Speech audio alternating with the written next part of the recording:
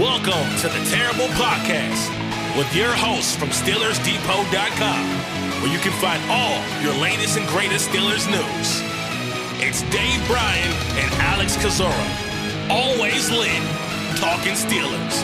And now, here's Dave and Alex.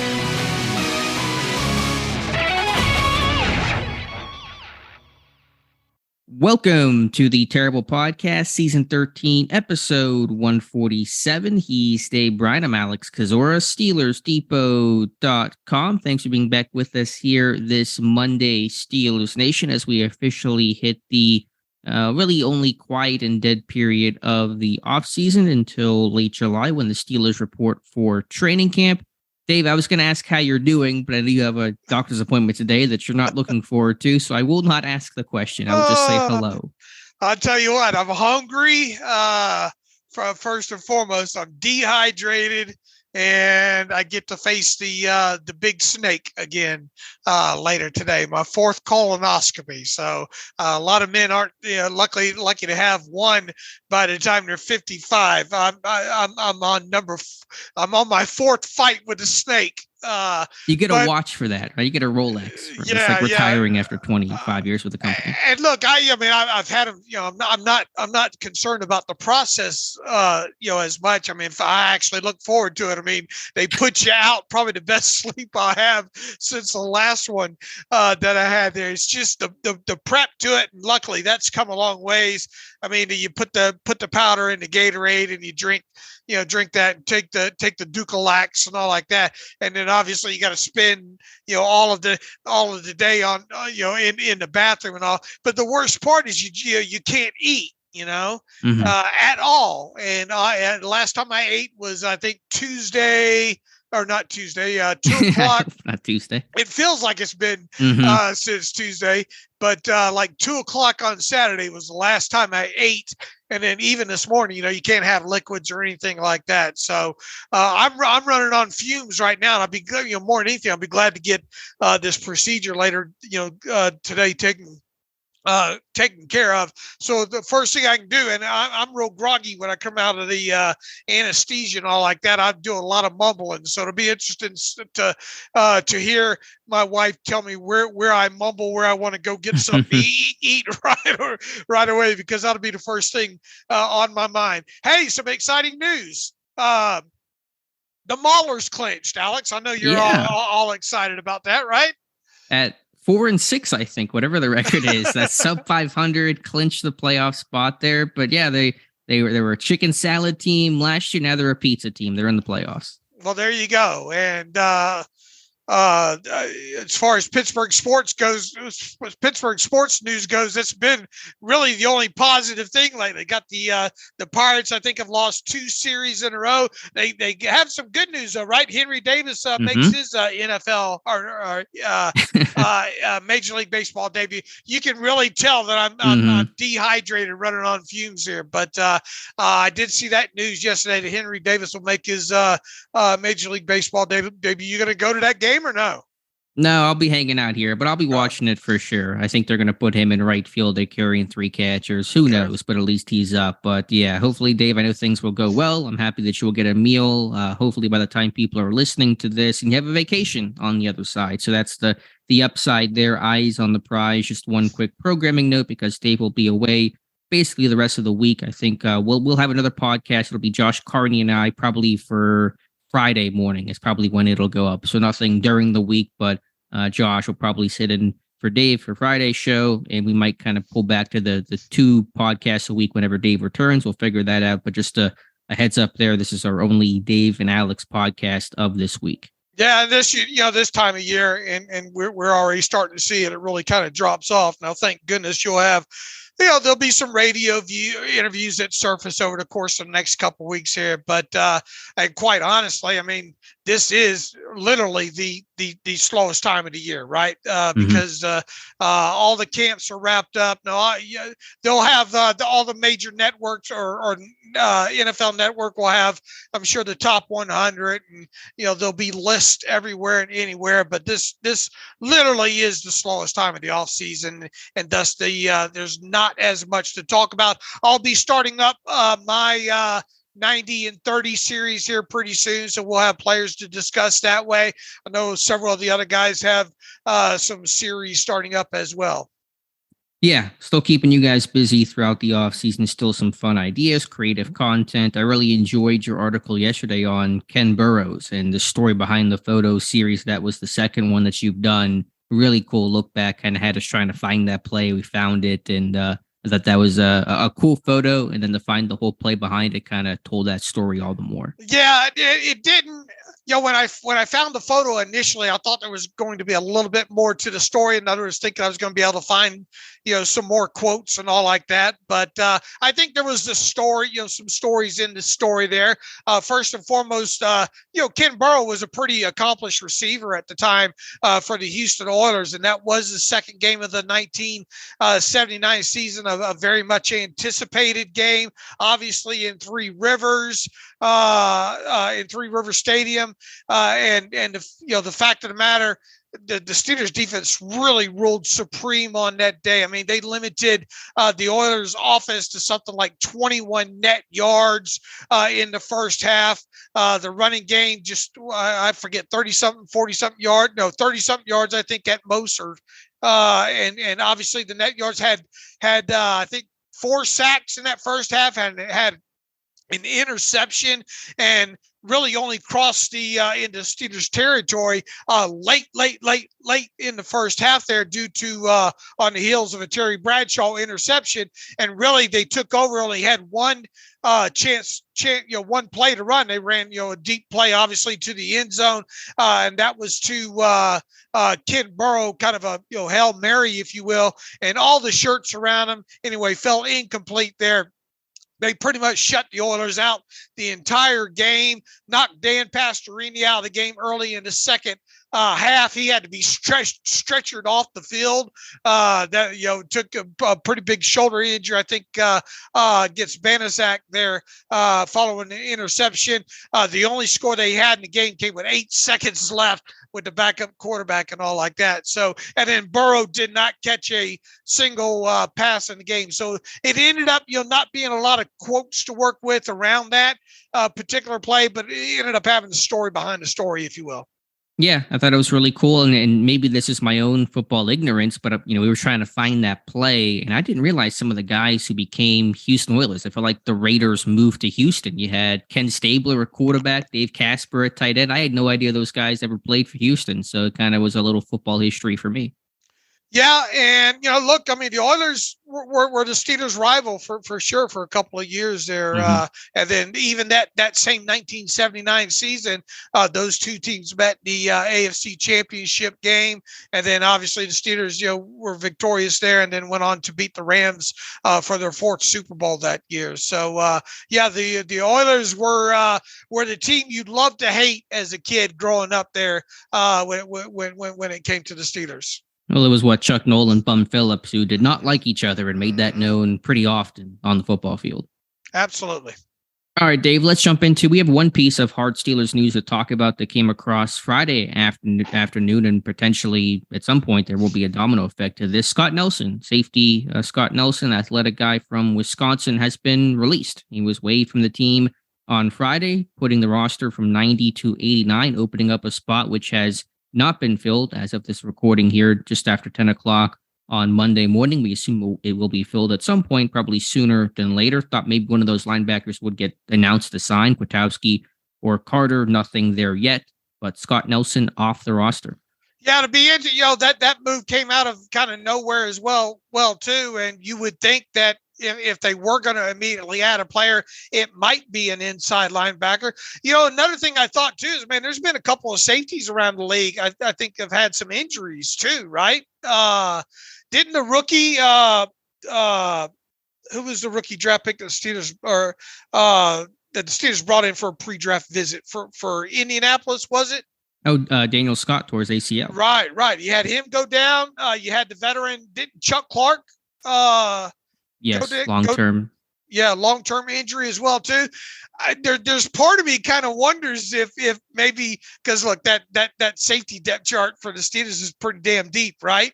There's part of me kind of wonders if Frost said, "Hey, maybe I'd like to try my hand somewhere else." I'm not, obviously I'm just speculating here, but I mean, because of the timing of the move makes it kind of unique, and especially if they don't turn around and make another signing right away. And I would think that we would know, well, heck, here we are, the first day of the business week now. We're already past 9 o'clock on the East Coast. Obviously, if a move was to come in, it would probably, and be on today's transaction day, it would happen before 4 o'clock Eastern. So it just a little bit curious about the timing is all. Yeah, unless there was an off-field thing, which is what happened with Jameer Jones. We don't know. We can check for it, but we'll keep an eye on that, and however they fill that spot, whenever they fill that spot, it'll certainly be before July 26th when this team reports to training camp. So we'll keep an eye on it. But yeah, that one was surprising. I know Nelson, not a big no name to Steeler fans, but athletic guy, spent last year with the team. So he kind of bounced on and off the roster a little bit. So you thought he might, stick in terms of being some back end safety depth, but he's gone, and we'll see how they replace him. Right. And right now, 89, as you stated, well, actually 90, but 89 active, because you still have Renell Wren on the injured reserve. So 89 active on the roster right now.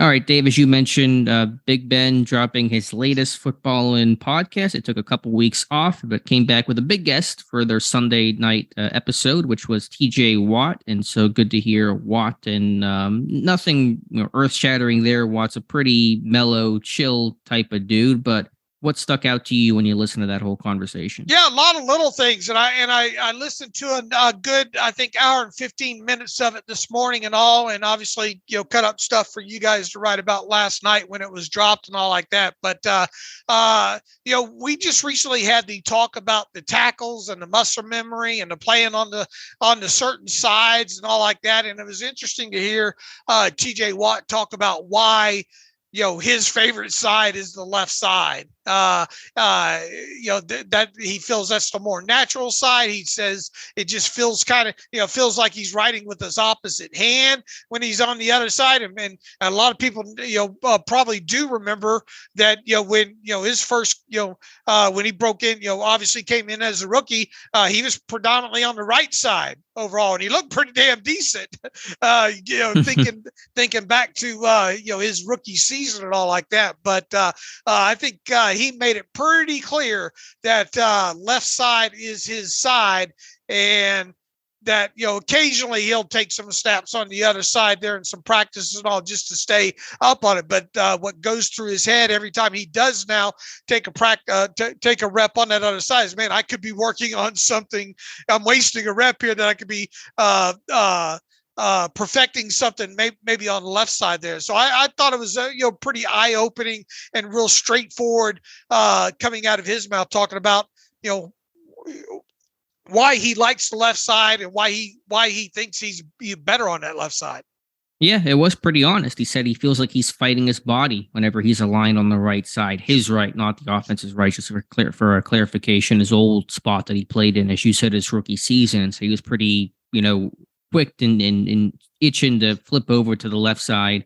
And of course, has really, seen his career taken off from there. Yeah, he said he just kind of actually hated playing the right side early, but had to do it because didn't have much of a choice. And at the time, he had Bud on the other side. And so those guys flipped and it worked out. But yeah, it's one of those things where you talk about tackles, talk about pass rushers. There's usually a dominant hand, a dominant side. And for TJ, that's the left outside linebacker position. Yeah, and I enjoyed him too because he was asked about, what is there a certain kind of tackle that you like going against and all like that, and really overall, he said, not really and all, but he did indicate that look, and there's just one little small sentence in there. He says, the get off is everything.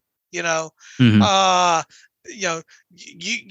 your get off is good, that's where snaps are won or lost. And I also enjoyed him talking about to the degree that, look, I don't have to win every pass rush, and he's right. If you have a pressure rate of 20%, that's a damn good game. So it's just, making sure you maximize when you do have a good pass rush. And, he also talked about why he liked to be on that left side, because, the ball is usually right in front of you. You don't have to time anything. And it just usually lends itself for him to be able to ball hunt better, if you will, from going off that side. So, a lot of little intricacies, I think, if you listen real good, you can pick up, a few good nuggets that TJ Watt lets out there. And you mentioned that, if you can get a sack early in a game against a tackle, you kind of get in his head a little bit. You get that guy worried and scared. Giving up 1 for a tackle is bad enough. Give up 2 in a game, and usually you're gonna, get a lot of flack from your coaches and from the fan base. So the mental games, the mind games that Watt plays, I think, are interesting. He also told the story of 2020 against the Giants, how they forced New York on a silent count. It was an empty stadium. The Giants were at home, but the stadium was literally empty, and so they could hear the huddle calls, and it forced the Giants to a silent count a couple series into the game. And so just that craziness of that 2020 season, where the Giants probably didn't even think about that, because there was no preseason, their first game of the year, didn't even consider, what the impact of a silent crowd is. And so, usually you go silent count because the crowd is so loud. In that game, you went silent count because there was no crowd. Yeah, and he talked, how beneficial it is, especially, when they play at Acrisure Stadium and the crowd's all revved up, and how that can impact, the way the other team communicates and all like that. So once again, just little nuggets throughout. He's not that talkative of a guy, obviously, but the thing about him is, he's in a very relaxed, and that's the best thing I think about what Ben does with that podcast, is he gets, some well-known people and puts them in some very relaxed situations. And I think for the most part, the questions are good. And I think you get little nuggets that you probably wouldn't get, out of, a traditional stand-up, media press conference interview.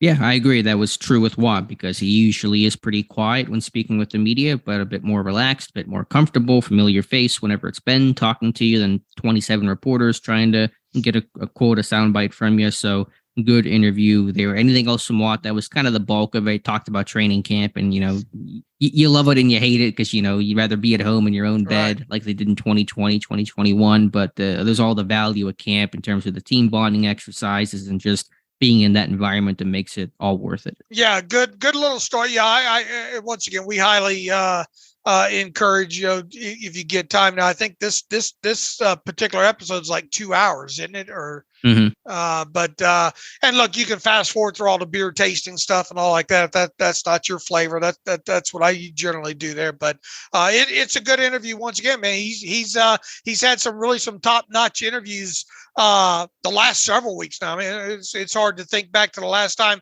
that he didn't have an entertaining show there. Yeah, Bill Cowher, Mike Tomlin, Heath Miller, James Harrison, TJ Watt, all the heavy hitters when it comes to recent Pittsburgh Steelers history. Let's stick with the defense, a different interview. Larry Ogunjobi sitting down with a 1v1 interview with Steelers.com Missy Matthews, which was recorded over the weekend. And he talked up Keanu Benton, said that guy is going to surprise some people, really impressing him, the athleticism, the work ethic, desire to get better. Ogunjobi saying Benton's a guy to watch. Hey, that's exactly, not like he's going to come out and say this guy is stinking up the joint and all like that. But, once again, and we've said this several times since the off season's gotten underway. The things that are coming out of people's mouths are exactly what you want to hear. There doesn't seem to be hardly any drama or questionable stuff that gets turned around and pointed negatively and all like that. And once again, you got an experienced veteran there in Larry Ogunjobi, who supposedly is not all that talkative or friendly, if you will, with the rookies. But within that, I think he knows his role. I think he's one of those guys that leads by example. And I think he obviously is very glad to be in the same city with the same team for a second season in a row. I think he made that clear during the interview. And I think he genuinely is impressed with Keanu Benton. And, Carl Dunbar just recently talked about Benton and talked about, some of the things he's going to be looking for once the team gets into training camp. And I think that's exactly right. I think it's going to be interesting. Now that this, he's had the full off-season program behind him now. He kind of knows probably what to expect once the team gets to Latrobe. So at this point there, it'll be interesting once, and as Carl Dunbar said, once the pads get on, to see, how, if he can control that A gap and all like that. I think this is going to be an interesting player to watch once we get deeper into July here. And Mark Gorsuch made that point as well, that Benton might be the most impactful rookie right away. Broderick Jones is no guarantee to start, and Joey Porter Jr. may be a sub-package type of guy. Benton could be, a starter out of the gate. Now, granted, there's going to be sub-package and rotation. He will not be an every down type of guy, but just given the role, the transition, nose tackle typically an easier position to move to than, say, corner or left tackle or tight end, making that college to pro jump. Given the similarities of the system schematically, Wisconsin to Pittsburgh, pretty much the same thing you're running. I'm sure verbiage different, but conceptually it's all going to be the same. So there's a real chance for Benton to make that immediate impact. And yeah, Ogunjobi was asked the open-ended question of, what guys impressed you. Wasn't asked about Benton in particular, so didn't have to give that answer. So for a veteran to give that kind of praise to a rookie, and as you said, Ogunjobi, not a man of many words, I thought that's certainly something to take some stock into. Well, do you remember back to 2016 with Javon Hargrave? He ended up playing 15 games, starting 13 games in the middle there. I mean, how many snaps did he end up playing that season? Almost 500. Played 50% of the snaps that year. Javon Hargrave did, and he was a third round pick that year. What are the chances that Benton kind of hits, 455, 500 snaps? Is that asking? Is that a little strong? I would say that's in the ballpark. I don't know exactly where I would peg Benton's snap count, but in that area, when you factor in injuries, and he should get some sub-package work. He can rush a nickel. Pittsburgh's going to still be a nickel the majority of the plurality. Oh, good. I can't say that word.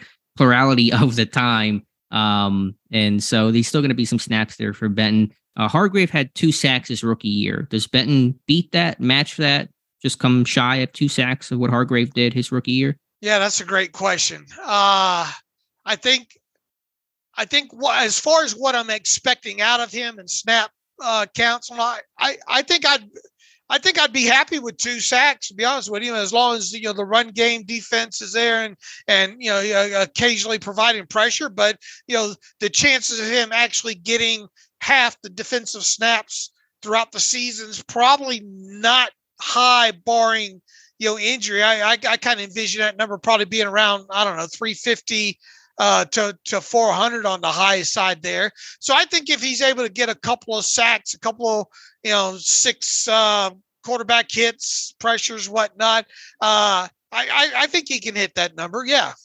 Okay, I think he can certainly match it or even surpass it by a sack or 2, but he'll be again in that area. I would say 2 sacks with a healthy number of pressures, good run defense. If he can do that, I'll take that all day for year 1 from Keanu Benton.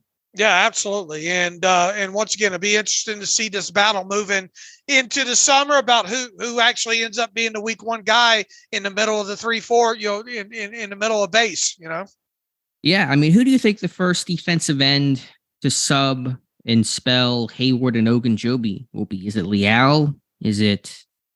That's a great question. Well, I think in your heart of hearts, you wanted to be another draft pick like Leal, right? Yeah, or Loudermilk. I don't want to forget about him. Or Loudermilk, but I kind of wonder if Loudermilk's going to make the 53, and I know you're in that kind of that same boat there. Yeah, I mean, it's a great question. I mean, I don't.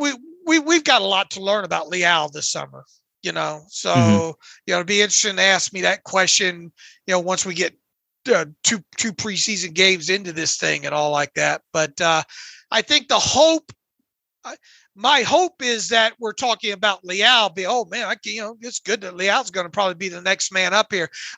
I think though that player could wind up being Watts though, or Armon Watts. Okay. Yeah, I'm with you too. I know he played more inside the last couple of years, but I think he's got the size and frame and athleticism to kind of play more down the line, 4-eye and 3-tech and function and base. So we'll have to wait and see there. Speaking of Leal, I have a video for Steelers Depot that will not go up on the site until tomorrow morning, Tuesday morning, but just a kind of teaser right now. I know we've spent a lot of breath on Leal in terms of where he'll line up. I didn't want to focus on that for the video. I just wanted to talk about and look at Leal's 3rd down and 4th down pass rush snaps. And there were 22 of them, 21, I forget in total, which is a small sample size to be fair, but really didn't see the variety of pass rush moves. It was, majority or about half of them were bull rushes. He didn't win on any of those rushes. I didn't see the advanced hand use or, being able to string together his moves that I saw in the preseason. Of course, the higher level of competition. He had a turbulent rookie year, changing weight, changing positions, having the knee injury, but I really didn't see the hand use and the energy that he played with in the summer in the fall. So that's something I really want to, see from him in a pretty important year number 2. Yeah, look, you got a rookie season behind him now. And this is obviously the second year that you hear him talk about the second year jump and all like that. And I mean, we've had him circled for quite a while, wondering what exactly this team has in him. His head had to be spinning quite a bit last season, having to move around so much and all the various positions that he ended up playing in that front and all. So, it is a small sample size though, right?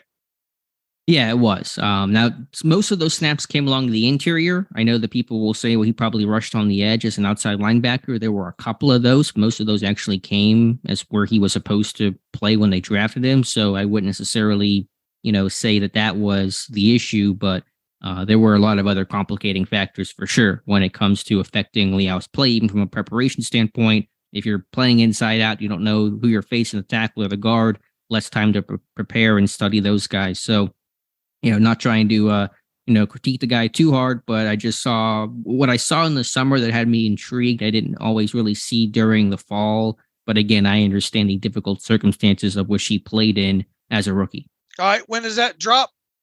It'll be Tuesday morning for the site on DeMarvin Leal. About I forget how long the video is. 12. It's not 70 minutes like Kenny Pickett. 12-minute video, I think, on DeMarvin Leal. So that's just a teaser there. Anything else going on, Dave, from the Steelers world? I'm just trying to cycle through the site here. Darnell Washington. I like Darnell. I like this rookie class because it's just the humility. I mean, all these guys are really humble dudes. Jones, Porter, Washington, talking about his route running and says it's still inconsistent, still things to work on.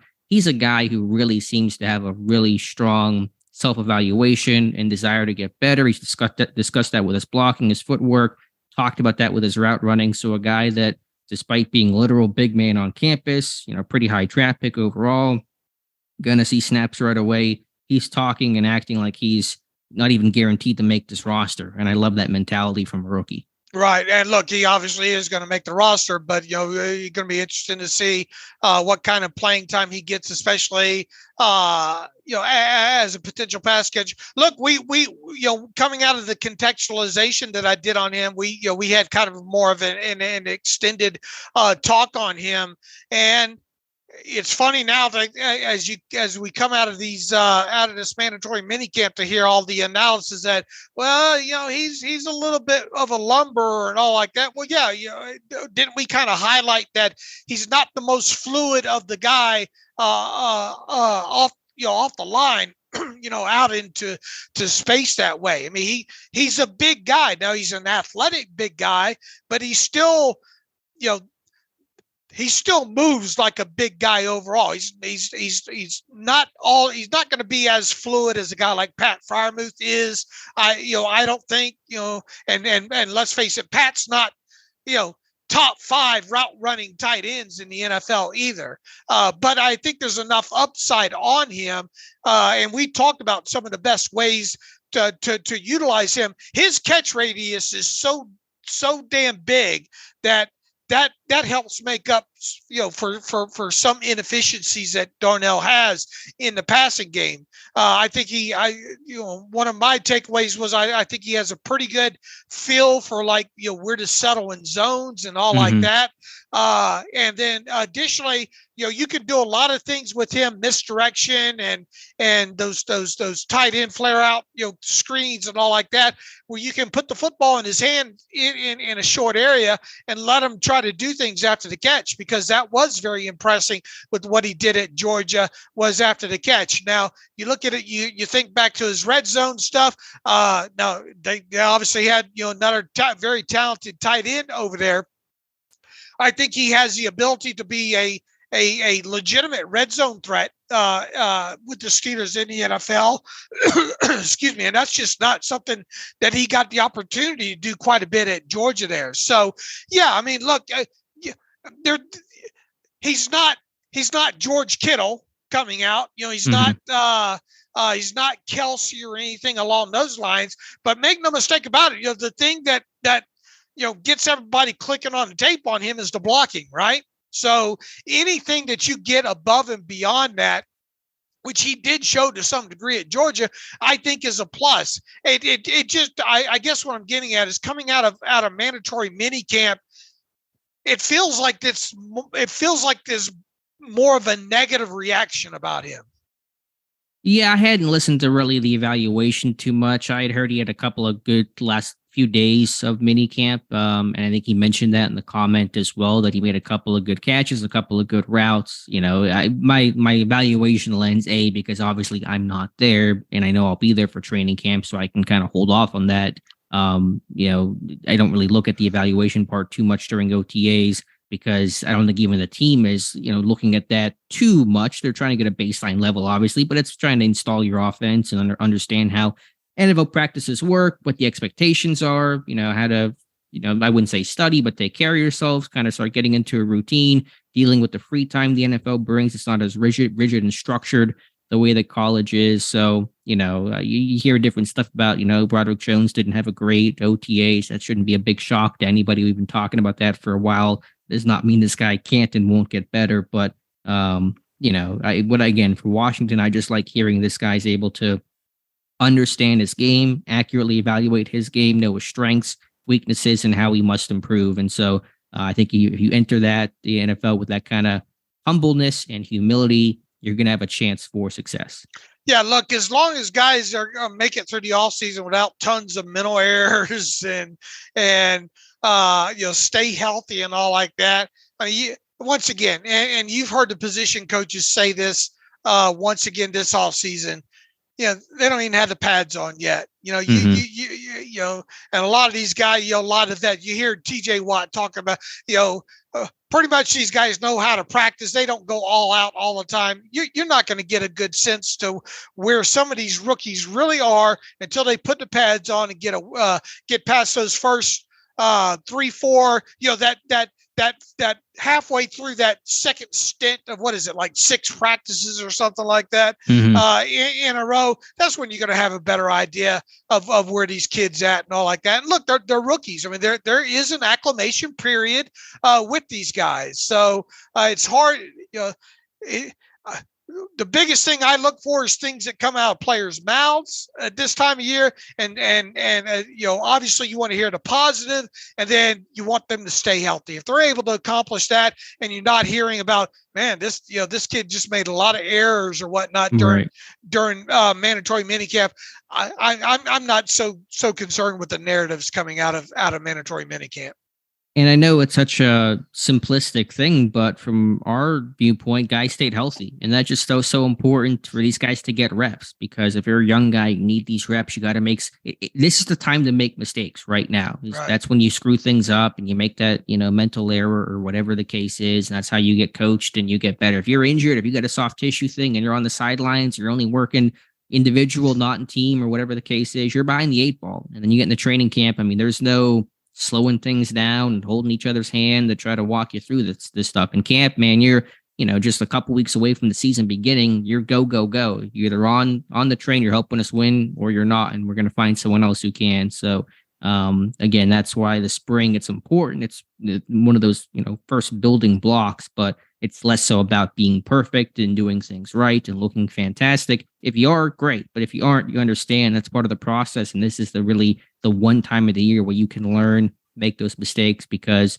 there is a lot of time to correct them and get better. Yeah, look, another thing that you hear coaches say is, I like to hear these players asking questions. Don't act like you know it all just to save face. Ask questions, ask good questions. And it seems like there's been some reports of that as well too. A guy like Joey Porter Jr., for example, and all like that. And look, obviously they have these OTAs and the mandatory minicamp for a reason. And I believe Tomlin so much to a degree of, not doing a lot of evaluating here, just teaching, because right. you have got to get this team to the moment they hit Latrobe that they're able to get on with the process of where they need to go. If you're having to go back and reteach stuff or if there's got to be a lot of coaching aspect of that as far as what you're trying to do, then you're wasting time, and that will get you behind the 8 ball there. So, and we'll get a better idea who is what and when and where when they do get out there. Yeah, and that's the other component, too, that you just mentioned. It's a really important one. How do guys learn? Each guy learns differently. Some are visual learners. Some, you can do stuff on the whiteboard or just go through a playbook or just talk to them about it. Some guys, they have to learn in different ways. Some guys have longer attention span, shorter attention span. Some guys, you kind of have the more yell and hard-nosed attitude towards when they screw up. Some guys is a little bit more of the brotherly love type of feeling. So each guy learns differently. You have to understand that. And when you draft these guys, you can find out some ways about their background and talk to coaches at the college level. But in terms of how they learn and kind of what makes them tick, it's hard to find those things out for sure until you're around them on a daily basis in practice, around them every single step of the way. And so that's a really important part of this process, is finding out really who these guys are, how they practice, how they work, and what's the best way to teach them. Because it is not a blanket thing. If you're teaching every guy the same way, you're doing a disservice to yourself and the team. Absolutely. All right, Dave, anything else here? I think we're probably wrapping things up. I know you have your doctor's appointment here in a little bit. We can get through some reader emails and close out today's show. Yeah, and look, I'm starting to lose my voice here, real dry here, so I'll hit one email here before we get out of here. Special teams coverage units from Scott. Hi, Dave and Alex. Thanks for helping making the dog days of the off season a little easier to get through with all your great content. Also, just want to say that if there was an Oscar for best football film breakdown, Alex's recent 1 hour long video on Kenny Pickett should certainly be nominated. There you go, Alex. I'd like to thank the Academy. You better not forget me when you're up there. I don't want them playing you off and you forget to mention me. Let's see. How concerned are you with special teams coverage units this year with the losses of key special teamers like Derek Watt, Benny Snell, Arthur Millette, Robert Spillane, Marcus Allen, and Jameer Jones? I know they've retained guys like Miles Boykin and Miles Killebrew and acquired Tanner Muse, but the coverage units seem a little worrisome to me heading into training camp, he writes. And I think Danny Smith has a challenge ahead of him, although he's definitely the coach you want for special teams to face that challenge head on. As we know, special teams can be a key difference maker in otherwise close games. All right, Alex, I'm losing my voice, and you love special teams, so why don't you help Scott out there?